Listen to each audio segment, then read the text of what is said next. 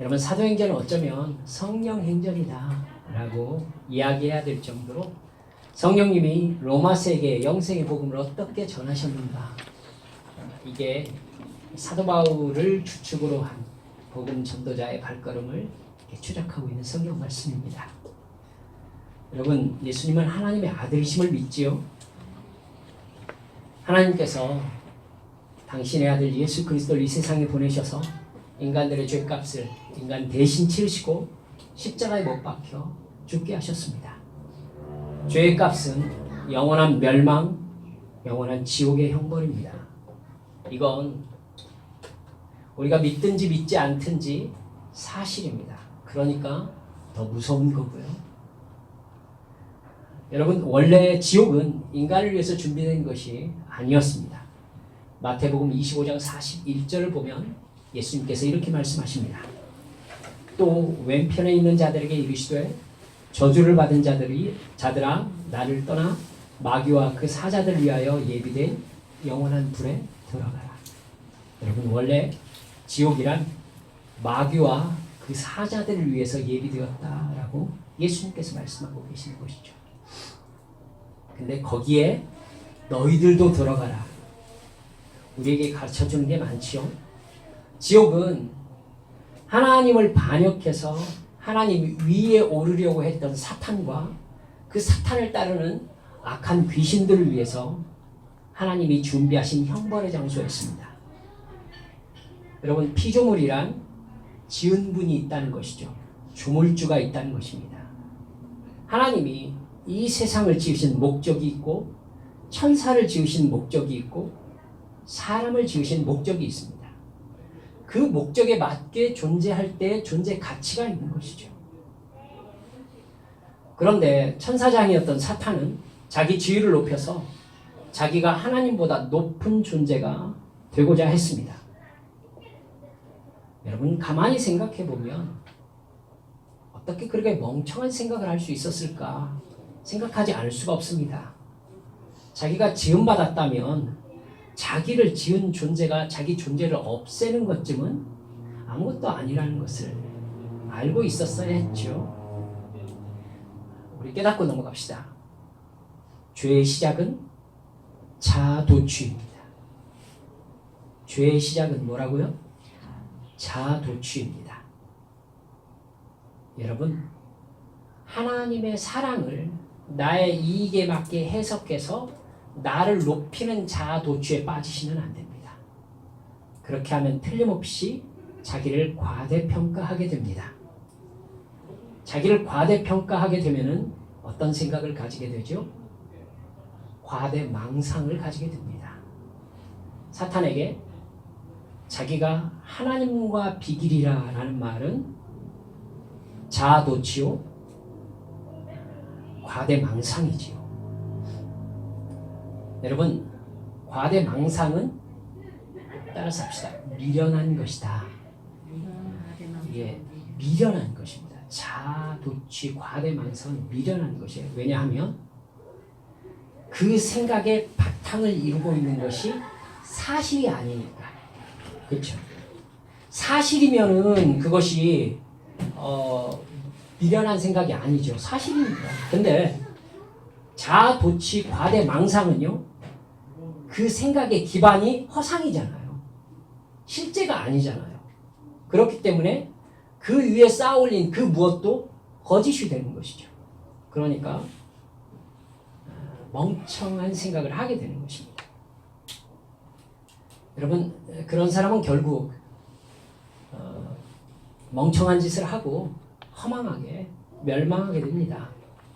우리 한빛 가족들은 하나님이 나를 특별하게 사랑하신다면서 다른 사람보다 자기를 위에 두려는 마음은 사탄의 마음이라는 것을 언제나 잊지 마시고 그 마음을 담대히 물리칠 수 있는 분별력이 있으시기를 간절히 바랍니다. 하나님은 누구를 누구보다 더 특별히 사랑하는 분이 아니십니다. 시간이 지날수록 더 알겠네요. 하나님이 주신 지위란 사명을 감당하게 하기 위한 질서일 뿐입니다. 그 질서에 복종한다는 것은 그 높은 직위의 사람에게 복종한다는 것이 아니라 하나님이 만드신 질서에 복종한다는 것입니다. 그러니까 그건 높은 직위에 있는 사람에게 복종하는 게 아니라 하나님께 복종하는 것이 되는 것이죠. 네, 목사와 교회 직분자들이 이 사실을 명심하지 않으면 반드시 사탄의 마음을 가지게 됩니다. 자기가 하나님이 되고 하나님의 대리인을 자처하게 되겠죠. 그러면서 그런 위치가 주는 권력을 누리려고 합니다. 제가 경험했습니다만 어떤 교회 목사님은 제자 훈련을 마치고 그 기수 제자반 대표가 이렇게 감사 인사를 하면서 담임 목사님에게 영적인 아버지라고 이렇게 감사 표현을 했습니다. 제가 헉 하는 생각이 있긴 있었습니다만 목사님이 너무 흐뭇해하는 표정을 짓고 계셔서 티를 낼 수가 없었습니다. 되게 마음에 드셨겠지요? 그리고 그 다음 주에 당신께서 교회에서는 영적 아버지라고 설교를 하셨습니다. 하지만 하나님께서는 담임 목사를 그런 위치에 둔 적이 단 한 번도 없으십니다. 그런 마음이 바로 사탄이 품은 마음이지요. 사탄이 그런 자아 도취에 빠졌었습니다. 그래서 천사 3분의 1을 유혹해서 하나님에게 반역을 일으켰습니다. 웃기지도 않지요. 하나님이 누구십니까? 말씀으로 온 우주를 지으신 분이십니다. 말씀으로. 여러분, 태양이 어떻게 저 위치에서 저 크기로 핵융합 반응을 일으키면서 빛나고 있는지를 아직도 인간의 과학이 다 이해를 못하고 있는데 그 태양 같은 게 우주에 얼마나 많은 줄 아십니까? 주님께서는 빛이 있으라 라고 말씀하셨고 그 자리에 그처럼 복잡한 핵융합 반응을 일으키는 엄청난 에너지 덩어리가 저기에 있게 된 것입니다. 이게 우리 하나님이세요. 근데 그 하나님한테 지음받은 존재가 반역을 일으킨다고요?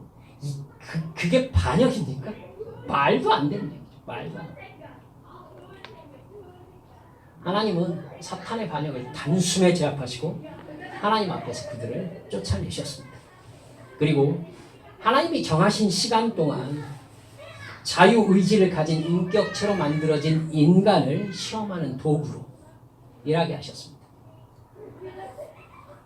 그리고 제가 알고 있기로는 반드시 얼마 지나지 않아서 주님께서 만드신 그 불지옥에 떨어지게 될 것입니다. 아직 그때가 되지 않았기 때문에 이러고 있는 것이죠. 사탄은 하나님이 만드신 인간을 유혹했습니다. 사탄과 똑같은 욕망을 품게 했습니다. 사탄의 유혹을 받은 인간은 사탄과 똑같이 자아도취에 빠졌고 과대망상을 품었습니다. 당시 아담과 하와는 이 지구상에 존재하는 모든 생명체를 지배하는 존재였습니다. 여러분, 아담이 모든 생명체에게 이름을 주었다라고 얘기하죠. 성경에 나옵니다. 이름을 주었다. 이름을 짓는 행위가 무슨 행위죠? 여러분, 주권을 가지고 있다는 것입니다. 내가 무엇라고 일컫는 게 네 이름이다. 이름을 준다는 것은 너의 주권은 나에게 있다. 이런 뜻이거든요. 아담이 그런 존재였습니다. 이 지구상에서 가장 높은 생명체의 지위를 누리고 있었던 것이죠. 여러분, 그런 자기 자신에게 취한 아담과 하와가 마지막으로 선악과를 따먹고 선과 악을 자기 스스로 결정하는 하나님과 같은 존재가 되고 싶어합니다. 사탄이 품었던 생각과 똑같죠. 선과 악은 오직 하나님만 결정하십니다. 여러분, 피조물이면서 조물주처럼 스스로 존재하려고 하는 것이 곧 하나님께 반역하는 죄입니다. 아담과 하와는 그렇게 사탄과 똑같이 자아도취에 빠졌고 자기를 높여서 하나님과 동등한 존재가 되어서 자기 마음대로 선과 악을 결정하려고 했습니다. 그들은 선악과를 따먹었고 하나님은 인격적인 사랑의 교제를 나누려고 창조하신 인간을 사탄이 받는 형벌에 동참시킬 수밖에 없었습니다. 사탄과 동일한 죄를 지었으니까요. 영원히 타는 불지옥의 형벌이지요. 사탄과 회개하지 않은 인간은요, 언제나 자기가 스스로 존재하는 하나님이 되기까지 자아도취와 과대망상에 빠졌다가 멸망당하는 존재라는 것을 여러분 잊지 마시기 바랍니다. 회개하지 않으면 이렇게 바보 같은 짓을 해요. 그게 인간입니다. 그러나 하나님은 마귀를 비롯한 타락한 천사에게는 회개, 돌이킴의 기회를 주지 않으셨습니다. 그러나 사람에게는 돌이켜서 하나님과의 관계가 회복될 수 있는 기회를 주셨습니다. 그것이 하나님의 아들 예수 그리스도께서 십자가에서 인간 대신 못 박혀 죽음으로써 인간이 받을 영원한 형벌을 대신 치르게 하신 십자가 사건입니다. 예수님은 천사를 위해서 죽지 않으셨습니다. 인간을 위해서 죽으셨어요. 그래서 베드로전서 1장 12절을 보면은 예수님의 인간을 향해 베푸신 그 십자가의 대속의 죽음의 비밀이 천사들도 살펴보기를 원하는 것이다. 이렇게 기록되어 있습니다. 예수님이 나를 대신해서 십자가에서 죽으심으로 나를 영원한 불지옥의 형벌에서 구원하셨다는 것을 진정으로 믿으면, 여러분 진정으로가 참 강조해야 되는 것이 부끄럽습니다. 교회가 진정으로라는 말을 해서는 안 되죠. 모든 말이 영적인 사실이니까 진정으로라는 말이 필요가 없는 곳이 사실 교회인데, 하지만 말씀드리겠습니다. 예수님께서 우리 죄를 대속하시려고 십자가에서 대신 죽으시고 부활하셨다는 사실을 진정으로 믿는 사람은 영원한 생명을 얻습니다. 할렐루야. 여러분, 죄의 결과인 영원한 형벌에서 구원을 받는 것입니다. 하나님의 자녀가 됩니다. 모든 원죄와 스스로 지은 모든 자범죄라고 하는 죄에서 여러분 자유함을 얻습니다. 하나님은 예수님의 대속의 죽음을 믿는 자녀의 죄를 간과하십니다. 여러분, 우리가 하나님의 자녀가 되었지만은 죄를 짓잖아요. 여러분, 하지만 감사한 것은 내가 하나님의 자녀가 되었음을 확신하며 늘 기도로 깨어서 주님과 교제하고 있는 이상 내가 짓는 죄는 나를 지옥으로 다시 끌고 가지 못합니다. 하나님께서 나의 죄를 간과하시기 때문입니다. 나는 여전히 죄인이지만 예수님의 의의 보혈로 옷 입고 있기 때문입니다. 여러분, 우리는 그렇기 때문에 육신이 죽으면 영원한 천국에서 하나님과 사랑의 관계가 완전히 회복된 존재로서 영생을 누리게 될 것입니다. 하나님이 인간을 창조하신 목적이 천국에서 완벽하게 성취되는 것입니다. 이 땅은 그 과도기적인 상태입니다. 꼭 기억하세요. 이 땅에서 천국을 누리는 것 맞습니다. 주님과 함께 동행하는 모든 삶이 하늘나라다. 우리 고백하지 않습니까? 초막이나 궁궐이나. 여러분, 하지만 그것은 과도기적인 상황입니다. 왜냐하면 우리는 여전히 죄인이기 때문입니다. 죄를 안 지으려고 해도 여러분 안 지을 수가 없는 본성적 죄인의 몸을 우리는 버릴 수가 없어요. 이 세상에서. 그렇기 때문에 완전히 죄 없는 그곳에서 하나님이 작정하신 태초의 그 창조의 상태로 돌아가서, 아니 어쩌면 이 지구가 아닐 수 있으니까 더 완전한 거룩한 상태가 되어서 하나님과 영원한 사랑을 누리는 것, 사랑을 나누는 것, 이것이 주님의 창조 목적이 완전히 이루어진 천국의 모습인 것입니다. 하나님이 예수님을 통해서 하나님과 나 사이에 있는 죄의 담을 완벽하게 헐어내셨습니다. 이제 예수님을 믿으면 나는 여전히 죄인이지만 내 죄는 용서함 받고 하나님의 아들과 딸로 입양됩니다. 예수님이 십자가에서 이루신 것이 바로 그것입니다. 하나님이 그렇게 주고 싶어 하셨던 영생을 받을 수 있는 법적 근거를 확보하신 것이죠. 사탄이 얘 죄 지었습니다. 얘는 내 것입니다. 라고 얘기할 때 그건 맞지만 그 죄는 이미 사함받았다. 왜냐하면 내 아들 예수가 그의 죄를 위하여 대신 죽음의 값을 치렀기 때문이고 그가 그 죄를 회개했기 때문이다. 그리고 나는 성령을 통해서 그에게 죄를 가르쳐 줄 것이고 그는 너를 미워하면서 그 죄를 짓지 않으려고 노력하게 될 것이다. 그는 너의 것이 아니다. 여러분, 인간은 영원한 생명이 이루어질 때까지 이 세상에서 살아갑니다. 죄의 본성을 가지고 태어난 인간이기 때문에 하나님이 나를 사랑하셔서 내 죄를 대속하시려고 아들 예수님을 십자가에서 대신 죽게 하셨음을 지식적으로 알긴 아는데 그래도 죄의 본성을 따라 죄를 짓는 거죠. 여러분, 이 사실 이후에 한빛 성도들은요 답답하고 안타까웠으면 좋겠습니다. 저도 그렇습니다. 저는 여러분들보다 죄를 훨씬 덜 지을 수 있죠. 여러분들은 직장생활 하시면서 여러 사람 만나고 뭐가 이익인지 따져야 하고 때로 갈등에 부딪히는 상황을 이렇게 부딪히시겠지만 저는 일주일 동안 저희 가족 외에는 만나는 사람이 없습니다. 그리고 제가 만나는 사람이란 제 기도 장소가 따로 없어서 기도 산책을 하면서 사람 없는 곳으로만 제가 산길을 다니기 때문에 왜냐하면 큰 소리로 제가 소리를 높여서 기도를 해야 되기 때문에 사람 없는 길로만 다니거든요. 그러니까 저는 지나가는 사람조차도 거의 만나지 않습니다. 여러분, 죄를 지을 수밖에 없는 자신이 얼마나 안타깝겠습니까?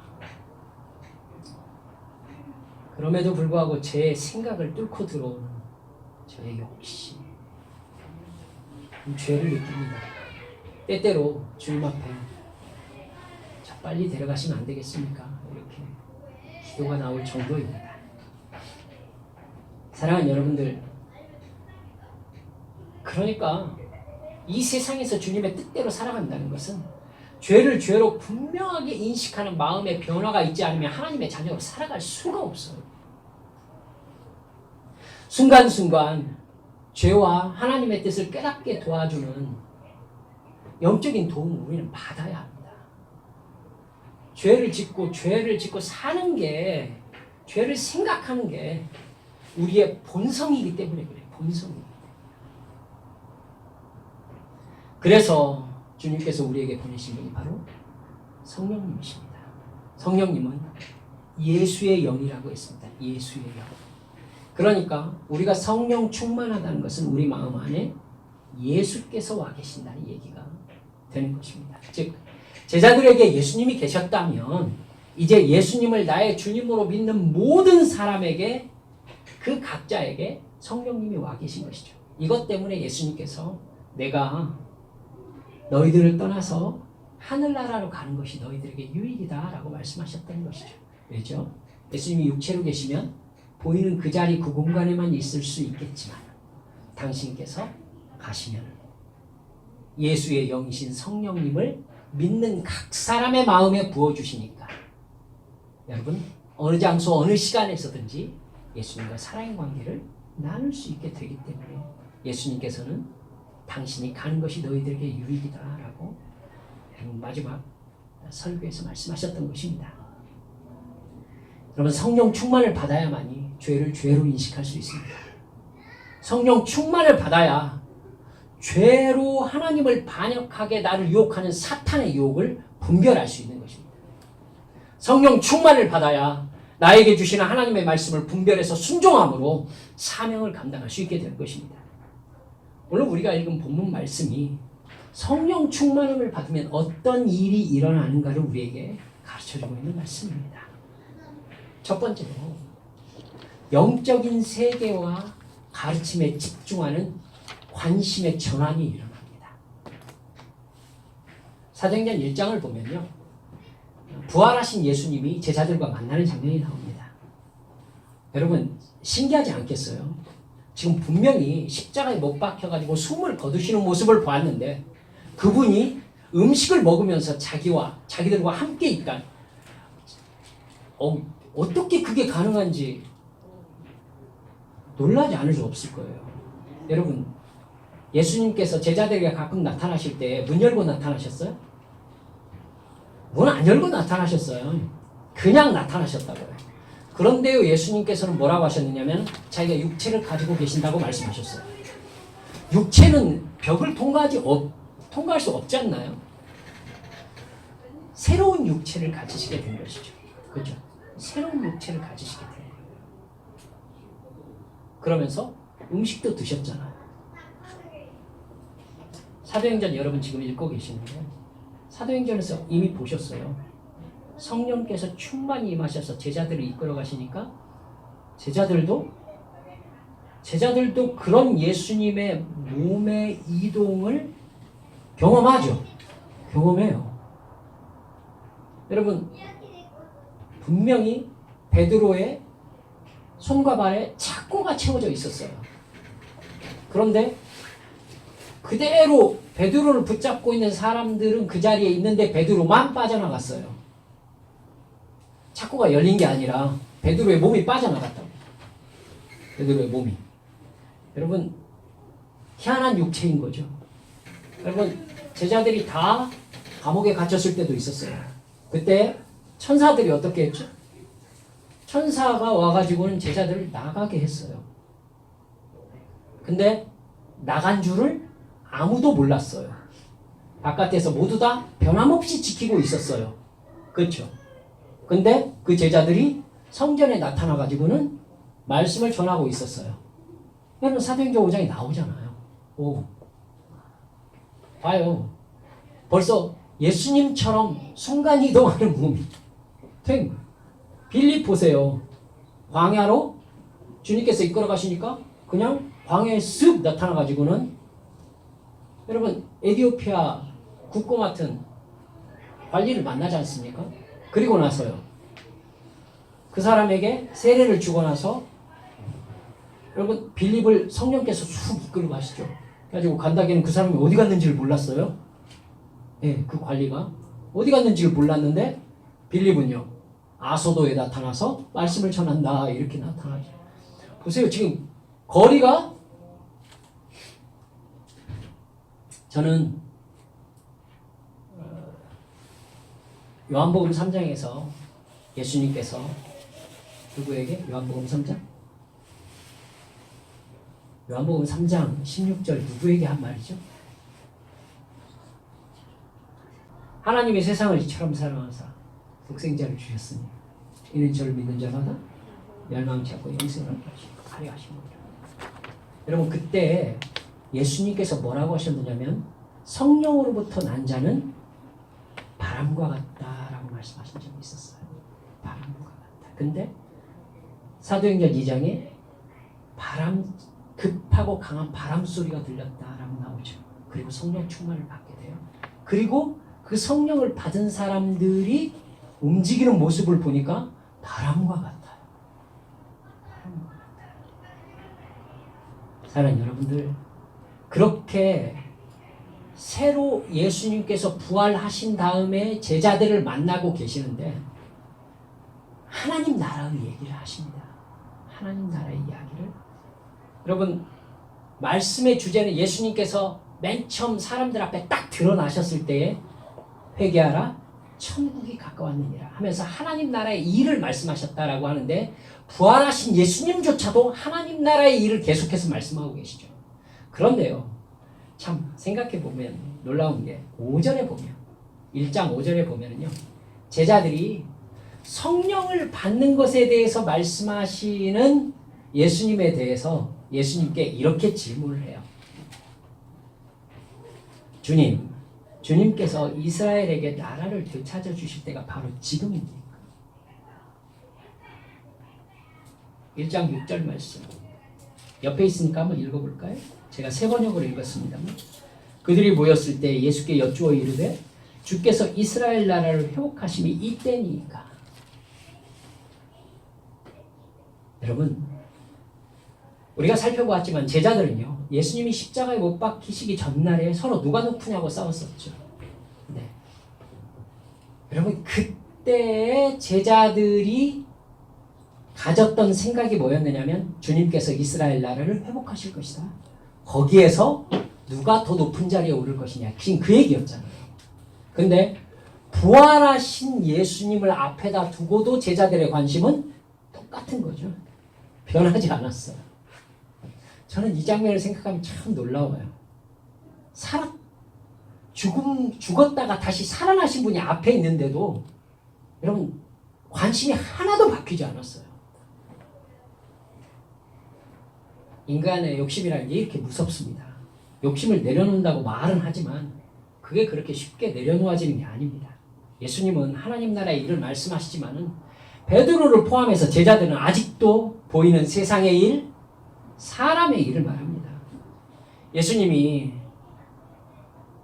베드로가 이렇게 주는 그리스도시여 살아계신 하나님의 아들이십니다라고 말하자마자 내가 예루살렘에 올라가서 십자가 못 박힐 것이다 이렇게 얘기하잖아요.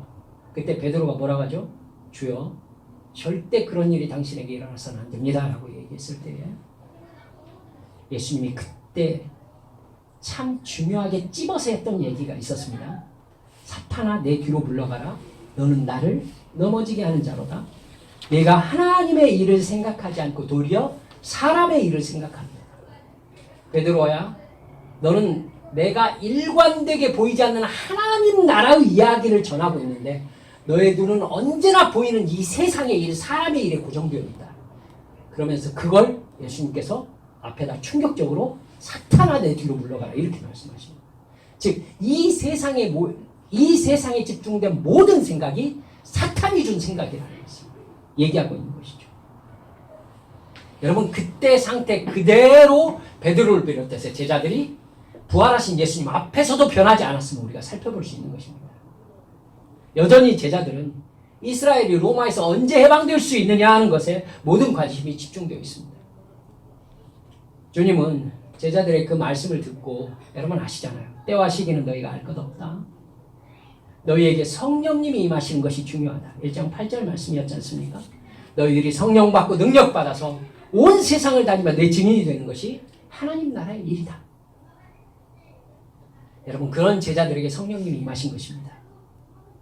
그들이 방언을 말하는 소리를 듣고 그때 오순절에 그 세계 그 근동에서 모였던 수많은 그 유대인들이 여러분 완전히 놀라잖아요. 그들이 자기 나라 자기가 떠나온 그 나라 말로 하나님의 음성을 들었습니까? 하나님의 그 일을 얘기하는 소리를 들었습니까? 여러분 놀라서 몰려온 그 유대인들에게 베드로가 오늘 본문 38절에서 이렇게 말씀하고 있습니다. 너희가 회개하여 각각 예수 그리스도의 이름으로 세례를 받고 죄 사함을 받으라. 그리하면 성령을 선물로 받으리라. 우리 본문에는 성령의 선물을 받으리라 이렇게 되어 있는데 저는 이전 번역이 더 좋습니다. 성령을 선물로 받으리라. 둘 다 해석이 맞습니다. 여러분 베드로 앞에 있는 유대인들의 관심 역시 이스라엘이 로마로부터 해방되는 게 최종적인 관심인 사람들이에요. 그죠? 여러분 아직 6월절, 초막절, 오순절 이렇게 지키고 있는 사람들이지 않습니까? 이 사람들이 간절히 바라는 게 뭐겠어요? 로마의 점령으로부터 하나님의 나라가 회복되어서 다윗 왕국의 영광을 하나님께서 언제 회복시켜 주실 것인가? 이 부분에 대해서 최종 관심을 기울이고 있는 사람들이 바로 이 베드로의 설교를 듣고 있는 사람들이란 말입니다. 여러분 그들과 똑같은 관심으로 예수님을 따라다녔던 사람이 바로 베드로입니다. 그 소망이 사라졌다고 느꼈을 때 베드로는 냉정하게 예수님을 부인했습니다. 난 그 사람을 모른다. 그러면 십자가에 매달리는 나약한 신으로서는 이스라엘 로마로부터 구원할 수 없거든요. 여러분, 그리고 그 베드로가 부활하신 예수님에게조차 이스라엘의 회복이 언제 이루어집니까? 라고 물었던 거예요. 그 베드로가 성령을 받더니 예수님과 똑같은 얘기를 하고 있습니다. 회개하여 예수 그리스도의 이름으로 세례를 받고 죄 사함을 받아서 성령을 선물로 받으라는 것입니다. 여러분, 바뀌었죠. 베드로의 관심이 드디어 이 세상에서 하나님의 나라로 바뀌었습니다. 따라서 합시다. 이것이 거듭나는 것이다.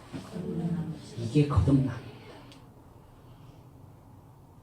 이게 구원받은 거예요. 이 세상에서 하나님의 나라로 관심이 옮겨가는 거예요. 생각이 거듭나는 것입니다. 말이 거듭나는 것입니다. 그러니까 행동이 거듭나는 것입니다. 여러분, 우리는 교회에서 말씀을 깨닫고 은혜를 받고 성령을 받았다고 느끼면 사실은 제자들처럼 묻고 싶어 합니다. 주님, 제가 이렇게 충만하고 막 뭐라도 될 것 같은 막 이런 막 그냥 마음에 이런 마음이 생기는 걸 보니까 주님, 드디어 제가 꿈꾸던 삶을 허락하시는 것입니까? 제가 그렇게 오랫동안 기도해 오던 그 기도 제목에 주님께서 드디어 응답하시는 것입니까? 이렇게 기대를 가지고 주님께 묻고 싶어요. 하지만 여러분, 우리는 똑바로 분별해야 됩니다. 예수님께서 말씀하시죠. 네가 이 세상에서 가장 최선을 다해서 이루어야 되는 것은 오직 성령 충만을 받는 것이다.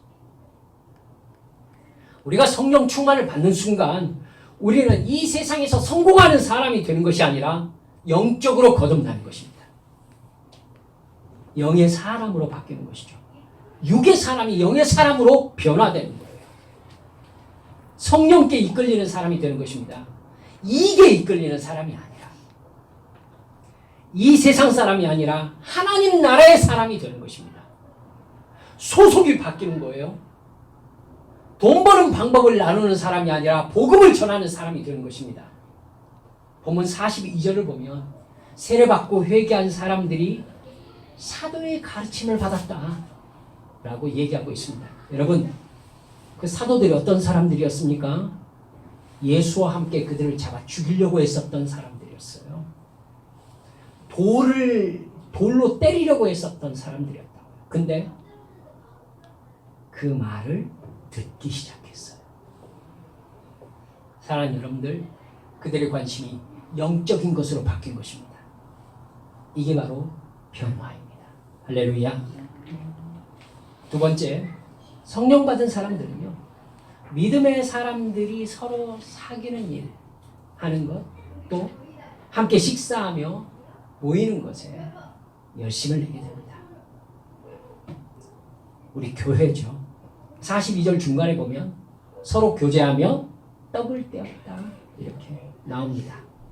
여러분, 떡이라고 번역했지만 왜 빵으로 안 바꾸는지 모르겠어요.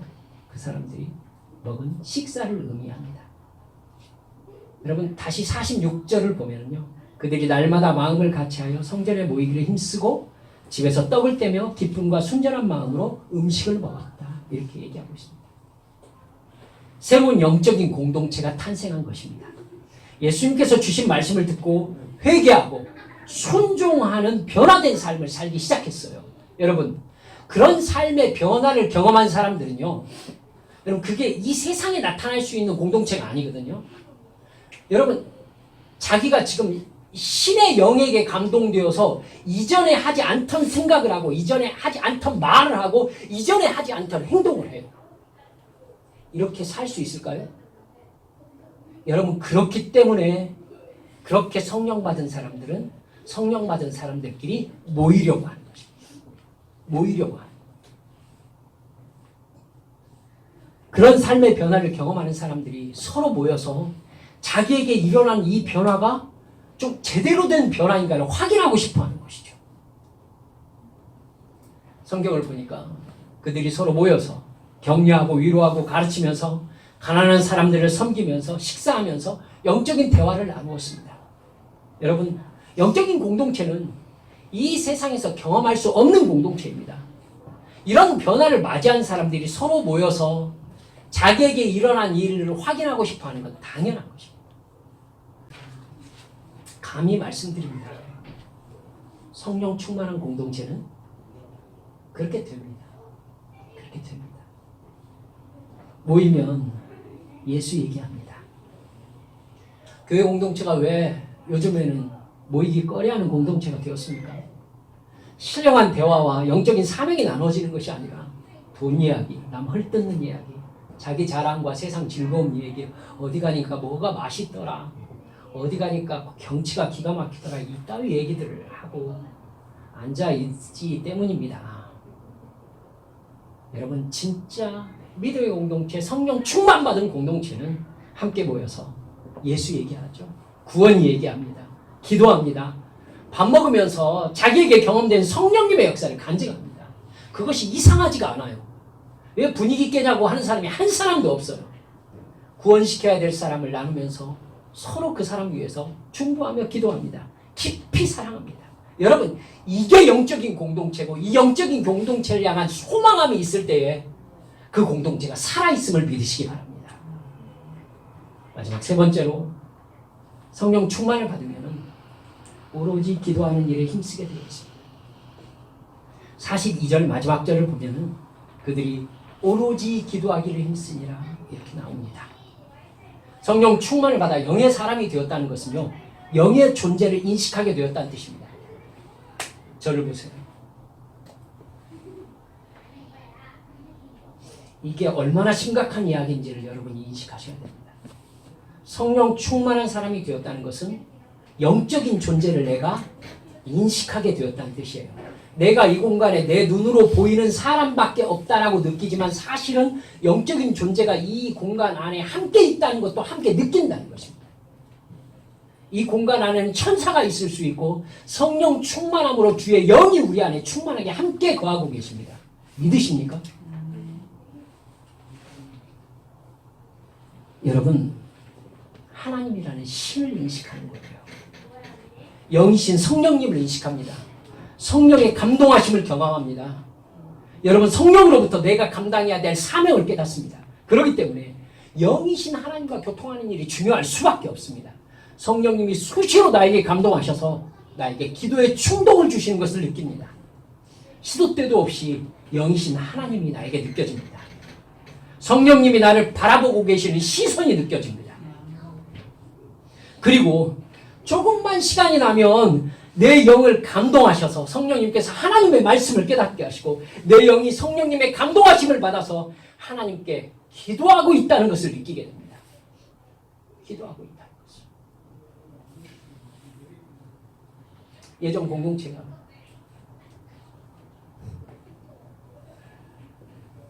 여러분, 버스 타러 길을 걸어가고 있는데 입에서 방언이 튀쳐나오니까 기도라는 생각이 드니까 눈을 감아가지고 전봇대에 부딪혀서 정말 여기가 탱탱 부어가지고 왔더라고요. 제가 이 바보야, 왜 거기서 눈을 감고 눈을 뜨고 해야지 어떻게 기도를 눈 뜨고 하니. 그래서 뭐라게. 여러분, 어떤 느낌이세요? 얼마나 예뻐요. 버스 타러 가는데 방언이 튀쳐나와가지고 눈을 감는 바람에 전봇대에 이마를 부딪혀가지고 제가 눈 뜨고 기도하라고 하니까 어떻게 기도를 눈 뜨고 하냐면서 말도 안 된다고 막.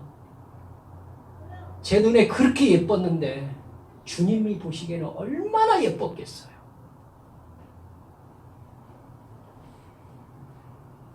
사랑하는 여러분들, 내 영이 성령의 감동하심을 받아 하나님께 기도하는 것이 느껴진다는 것, 여러분, 그것을 내 육체가 보고 있다는 것, 그런 증상을 방언하다 보면 느끼기도 합니다. 다른 교회 분들이 들으면 어떻게 들으실지 저는 염려가 되긴 합니다만 우리 성도들은 다 아실 줄로 믿고 말씀을 드려봅니다. 고린도전서 14장 2절을 보면은 사도 바울이 방언에 대해서 이렇게 말씀합니다. 방언을 말하는 자는 사람에게 하지 아니하고 하나님께 하나니 이는 알아듣는 자가 없고 영으로 비밀을 말함이라. 알아듣는 자가 없다는 대상 안에는 나 자신도 포함됩니다. 따라서 방언을 하면 내가 아니죠. 내가 말을 하는데 내가 알아들을 수가 없어요. 이것처럼 자기가 분리되는 상황이 있나요? 내가 말을 하고는 있는데 내가 하는 말을 내가 알아들을 수는 없어요. 그러면 나는 무슨 말을 하고 있는 거죠? 나의 입술을 붙잡고 계시는 분이 내가 아니라는 얘기가 되는 것입니다. 내가 나뉘는 것이죠. 로마서 8장 26절 27절을 보면은 이렇게 말씀합니다. 이와 같이 성령도 우리의 연약함을 도우시나니 우리는 마땅히 기도할 바를 알지 못하나 오직 성령이 말할 수 없는 탄식으로 우리를 위하여 친히 간구하시느니라. 마음을 살피시는 이가 성령의 생각을 아시나니 이는 성령이 하나님의 뜻대로 성도를 위하여 간구하심이니라. 여러분 한번 잘 따라와 보세요. 분명히 기도하는 것은 내가 기도하는 것입니다. 그런데 사도 바울은 뭐라고 하고 있느냐면 시종일관 성령님이 간구하고 계신다라고 말씀하고 계세요. 여러분 방언처럼 이 상황을 이해할 수 있는 게 또 있을까? 저는 그렇게 생각합니다. 방언을 하면 분명히 내가 기도하는데 내가 알아듣지 못합니다. 성령께서 내 영을 사로잡으셔서 하나님의 뜻대로 탄식함으로 마땅히 해야 될 기도를 하게 하시는 것이 방언이라고 저는 믿고 있습니다. 내 안에서 탄식하심으로 성령께서 간구하시는 기도. 나는 마땅히 기도해야 될 것을 알지 못하는데 성령께서 내 입술을 빌리셔서 하나님 앞에 탄식함으로 간구하는 기도. 그렇기 때문에 그 기도를 나의 육체는 어떻게 합니까? 듣습니다. 내 입술로 하나님께 분명히 기도하고 있는데 내 귀는 그 기도를 듣고 있는 영과 육이 나뉘어져 있는 것이죠. 여러분 이게 이해가 갑니까? 이해가 가신다면 복된 분이신 줄 믿으시기 바랍니다. 그럼 나는 무엇을 하는 것이죠? 내 육체, 내 입술을 성령님께 드리고 성령께서 내 입술을 사용하셔서 하나님께 기도하는 것을 듣고 있는다. 그런 성령님의 사로잡힘 가운데 있을 때에 우리는 성령 충만이 무엇인지를 경험합니다. 영의 세계가 있다는 것을 정말로 느끼게 됩니다. 감각합니다, 여러분. 고넬료가 여러분 이틀 전에 고넬료가 제 6시 기도 시간에 하나님 앞에 기도하는 거 9시군요. 오후 3시에 기도하는 거 여러분 보셨죠? 고넬료가 천사를 만난 게 환상을 보았을까요? 환상이었을까요? 저는 분명히 믿습니다. 그 천사는 공간을 이동해서 왔을 것입니다. 그렇죠? 여러분 다니엘에게 찾아간 천사 분명히 공간을 이동해서 왔다라고 얘기를 했어요. 사랑하는 여러분, 영적 존재가 있습니다. 그리고 눈이 열리면 그를 봅니다.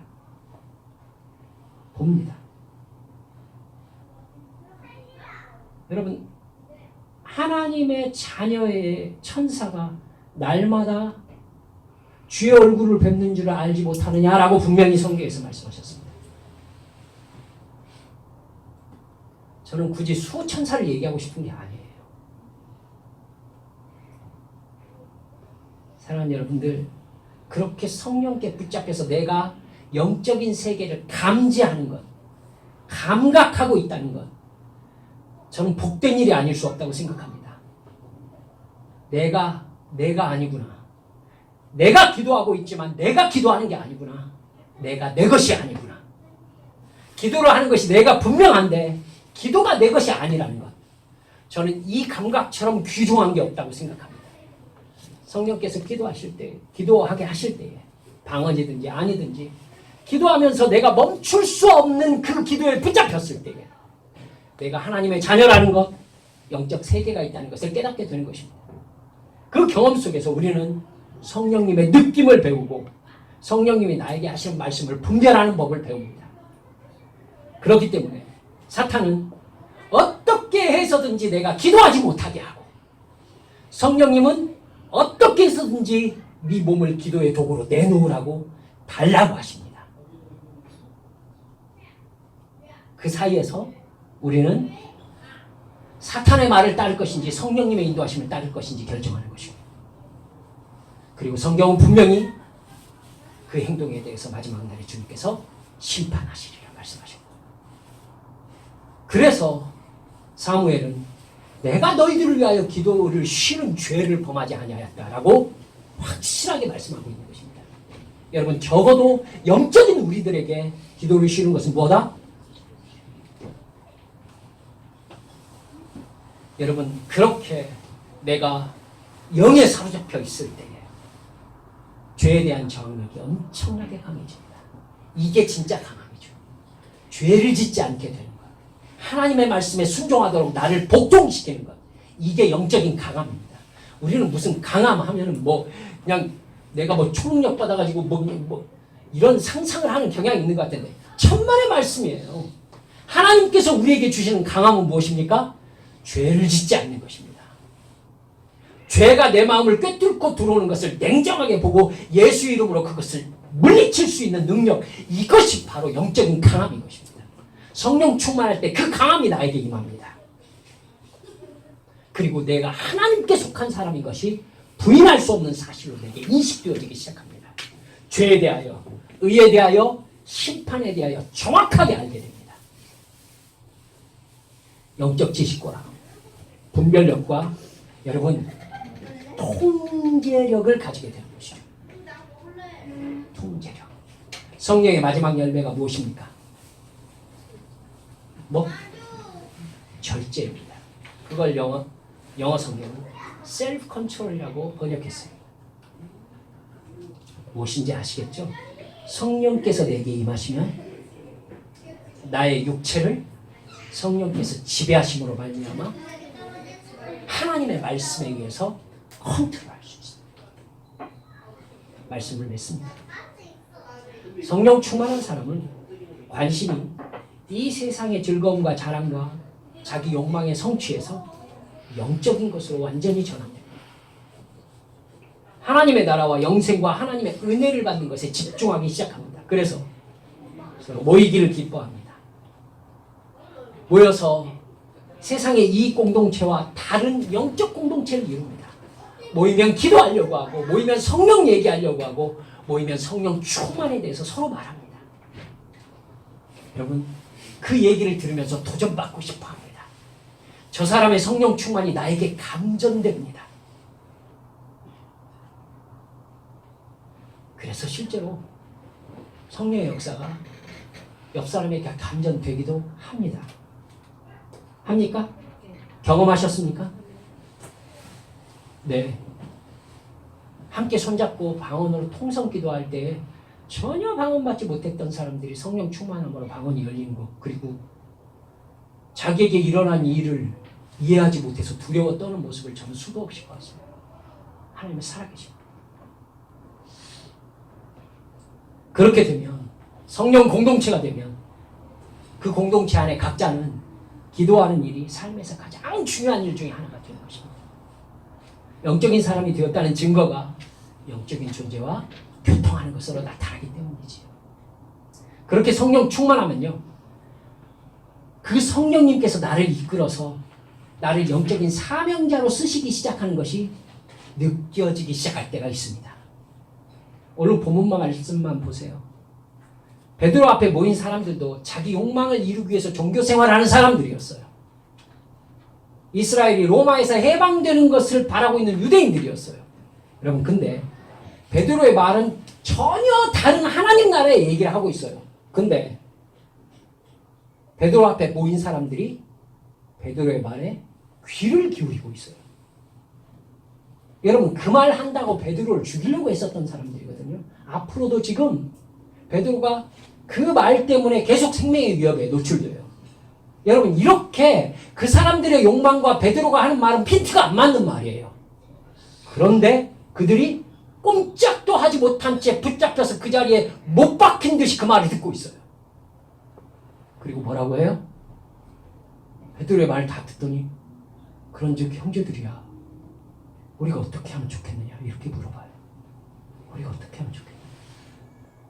그러니까 베드로가 뭐라고 그래요? 회개하라. 회개하라는 말 좋아하는 사람은 한국 교회 얼마나 됩니까? 회개하라. 그러면 성령을 선물로 받을 것이다.